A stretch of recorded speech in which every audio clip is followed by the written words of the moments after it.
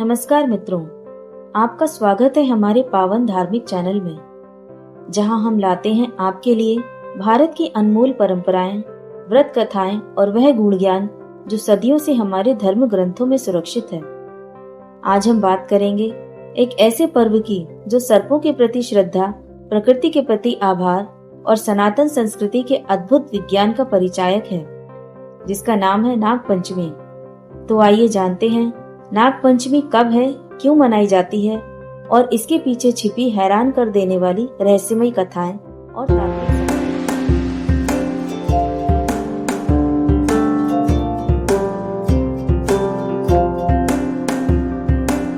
हर वर्ष श्रावण मास के शुक्ल पक्ष की पंचमी तिथि को नाग पंचमी मनाई जाती है। नाग पंचमी के दिन बन रहे हैं ये शुभ योग। इस साल नाग पंचमी के दिन दो बहुत ही शुभ योग बन रहे हैं, जो इस दिन को और भी ज्यादा खास बना रहे हैं। शुक्ल पक्ष की पंचमी तिथि को मनाई जाने वाली नाग पंचमी के दिन शिव योग बन रहा है। ऐसे में नाग देवता और भगवान शिव की पूजा करने से व्यक्ति की सभी मनोकामनाएं पूर्ण हो सकती हैं। सावन में शुक्ल पक्ष की तृतीया तिथि के दिन ही यानी 27 तारीख को हरियाली तीज मनाई जाएगी।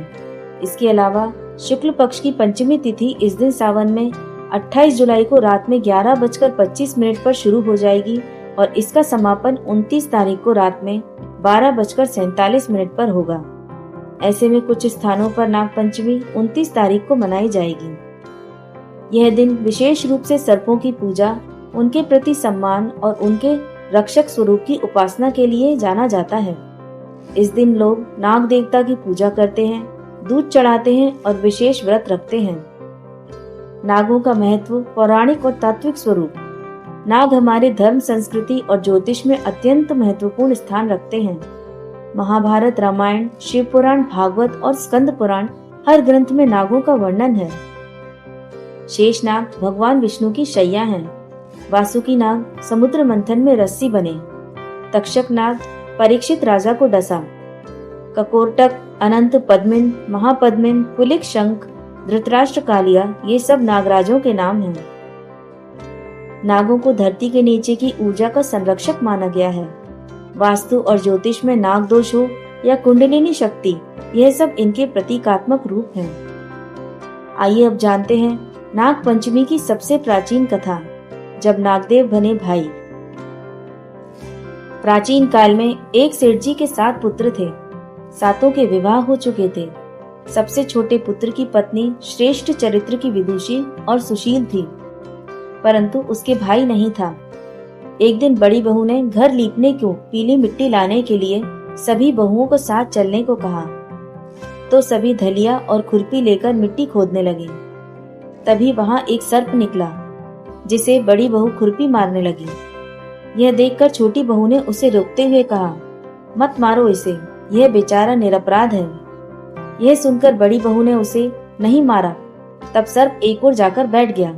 तब छोटी बहू ने उससे कहा, हम अभी लौटकर आती हैं, तुम यहाँ से जाना मत। यह कहकर वह सब के सब मिट्टी लेने के लिए चली गई और वहाँ काम काज में फंसकर सांप से जो वादा किया था वह उसे भूल गई। उसे दूसरे दिन वह बात याद आई तो सबको साथ लेकर वह वहाँ पहुंची और सर्प को उसी स्थान पर बैठा देखकर बोली, सर्प भैया नमस्कार।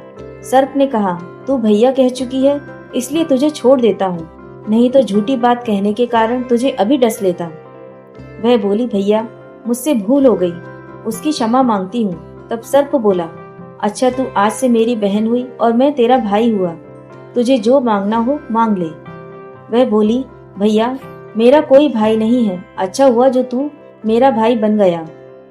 कुछ दिन व्यतीत होने पर वह सर्प मनुष्य का रूप रखकर उसके घर आया और बोला कि मेरी बहन को भेज दो।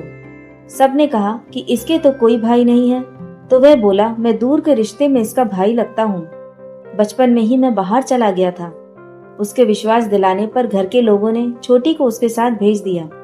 उसने मार्ग में बताया कि मैं वही सर्प हूँ, इसलिए तू डरना नहीं, जहाँ चलने में कठिनाई हो वहाँ मेरी पूंछ पकड़ लेना।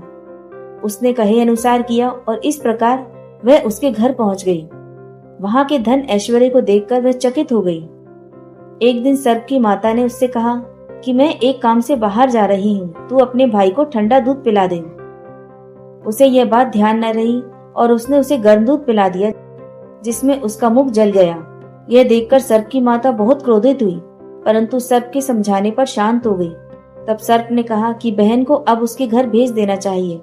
तब सर्प और उसके पिता ने बहुत सा सोना, चांदी, जवाहरात, वस्त्र, आभूषण आदि देकर उसे घर पहुंचा दिया। इतना ढेर सारा धन देखकर बड़ी बहू ने बहुत ईर्ष्या से कहा, भाई तो बड़ा धनवान है, तुझे तो उससे और भी धन लाना चाहिए। सर्प ने यह वचन सुना तो सब वस्तुएं सोने की लाकर उसे दे दी। यह देखकर बड़ी बहू ने कहा, इन्हें झाड़ने की झाड़ू भी सोने की देनी चाहिए। तब सर्प ने झाड़ू भी सोने की लाकर रख दी। सर्प ने छोटी बहू को हीरा मणियों के साथ एक अद्भुत हार दिया।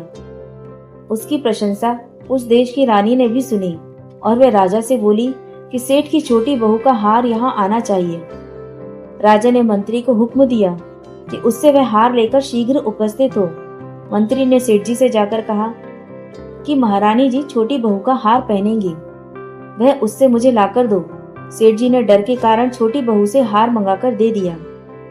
छोटी बहू को यह बात बहुत बुरी लगी। उसने अपने सर्प भाई को याद किया और आने पर प्रार्थना की, भैया रानी ने हार छीन लिया, तुम कुछ ऐसा करो कि जब वह उस गले में हार पहने तब तक के लिए वह सर्प बन जाए, और जब वह मुझे लौटा दे तब हीरों और मणियों का हो जाए। सर्प ने ठीक वैसा ही किया। जैसे ही रानी ने हार पहना वह हार सर्प का बन गया। यह देखकर रानी चीख पड़ी और रोने लगी। यह देखकर राजा ने सेठ के पास खबर भेजी कि छोटी बहू को तुरंत भेजो। सेठ जी डर गए कि राजा न जाने क्या करेगा। वे स्वयं छोटी बहू को लेकर साथ में उपस्थित हुए। राजा ने छोटी बहू से पूछा, तूने क्या जादू किया? मैं तुझे दंड दूंगा। छोटी बहू बोली, राजन मेरी धृष्टता क्षमा कीजिए। यह हार ऐसा ही है कि मेरे गले में हीरों और मणियों का रहता है और दूसरों के गले में सर्प बन जाता है। यह सुनकर राजा ने वह सर्प बना हार उसे देकर कहा, अभी पहनकर दिखाओ। छोटी बहू ने जैसे ही उसे पहना वह वैसे ही हीरों और मणियों का हो गया। यह देखकर राजा को उसकी बात का विश्वास हो गया और उसने प्रसन्न होकर उसे बहुत सी मुद्राएं भी पुरस्कार में दी। छोटी वह अपने हार और इनके सहित घर लौट आई। उसके धन को देखकर बड़ी बहू ने ईर्ष्या के कारण उसके पति को सिखाया कि छोटी बहू के पास कहीं से धन आया है। यह सुनकर उसके पति ने भी अपनी पत्नी को बुलाकर कहा, ठीक ठीक बता कि यह धन तुझे कौन देता है। तब वे सर्प को याद करने लगी। तब उसी समय सर्प ने प्रकट होकर कहा, यदि मेरी धर्म बहन के आचरण पर संदेह प्रकट करेगा तो मैं उसे खा लूंगा।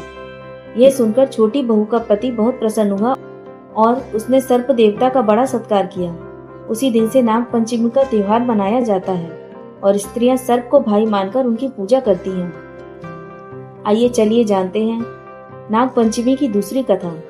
राजा जन्मेजय ने पृथ्वी के सभी नागों को मारने का किया नागदह यज्ञ।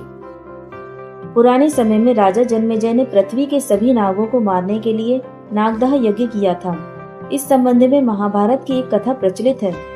प्राचीन समय में राजा जन्मेजय एक शासक था। जब जन्मेजय को यह मालूम हुआ कि उसके पिता परीक्षित की मृत्यु तक्षक नाग के काटने से हुई तो वह बहुत क्रोधित हुआ। जन्मेजय ने नागों से बदला लेने के लिए नागदह यज्ञ करने का निर्णय किया। जब जन्मेजय ने नागदह यज्ञ शुरू किया तो धरती के सभी सांप यज्ञ कुंड में गिरने लगे। ऋषि मुनि नागों के नाम लेकर आहुति दे रहे थे और सर्प कुंड में गिर रहे थे। इस यज्ञ से डरकर तक्षक नाग देवराज इंद्र के पास जाकर छिप गया। उस समय एक मुनि थे आस्तिक। जब आस्तिक मुनि को नागदह यज्ञ के बारे में पता चला तो वे यज्ञ स्थल पर पहुंच गए। जन्मेजय ने आस्तिक मुनि को प्रणाम किया। तब आस्तिक मुनि ने राजा जन्मेजय से नागदह यज्ञ बंद करने का आग्रह किया। जन्मेजय ने यज्ञ बंद करने से मना कर दिया, लेकिन कुछ ऋषियों ने राजा को समझाया कि वे यज्ञ खत्म करने के लिए तैयार हो गया। लेकिन कुछ ऋषियों ने राजा को समझाया तो वह यज्ञ खत्म करने के लिए तैयार हो गए। इस तरह आस्तिक मुनि की वजह से नाग भस्म होने से बच गए। आइए देखते हैं आस्तिक मुनि से जुड़ी कथा। पुराने समय में नागों की माता कद्रू सभी नागपुत्रों से गुस्सा हो गई थी। गुस्सा होकर कद्रू ने श्राप दिया था कि जब राजा जन्मेजय सर्पयज्ञ करेंगे तो सभी नाग उसमें भस्म हो जाएंगे। नागराज वासुकी माता कद्रू के श्राप से बहुत चिंतित हुए। उस समय एलापुत्र नाम का एक नाग ने वासुकी को बताया कि यज्ञ में सिर्फ बुरे नाग ही भस्म होंगे और यज्ञ के समय आस्तिक मुनि इस यज्ञ को रोक देंगे। जर्तकारु ऋषि से नागों की बहन मनसा देवी का विवाह होगा। कुछ समय बाद नागराज वासुकी ने अपनी बहन मनसा का विवाह ऋषि जरत्कारु से करवा दिया। मनसा देवी को एक पुत्र हुआ, उसका नाम आस्तिक रखा गया। आस्तिक का पालन नागराज वासुकी ने ही किया था। चैवन ऋषि ने आस्तिक को वेदों का ज्ञान दिया था। बाद में आस्तिक मुनि ने ही नागों को भस्म होने से बचा लिया। तो प्रिय दर्शकों, यह थी नाग पंचमी की व्रत कथा, जिसमें भक्ति है, ज्ञान है, प्रकृति के प्रति कृतज्ञता है। नाग देवता केवल डरने के नहीं, पूजन के मात्र हैं। इस नाग पंचमी पर आइए हम भी अपने भीतर की नकारात्मक ऊर्जा को शांत करें और शिव के वाहन वासुकी नंदन नागराज को नमन करें। मित्रों, अगर आपको ये कथा अच्छी लगी हो तो वीडियो को लाइक करें, चैनल को सब्सक्राइब करें और नीचे कमेंट बॉक्स में जरूर बताएं। नाग देवता की जय।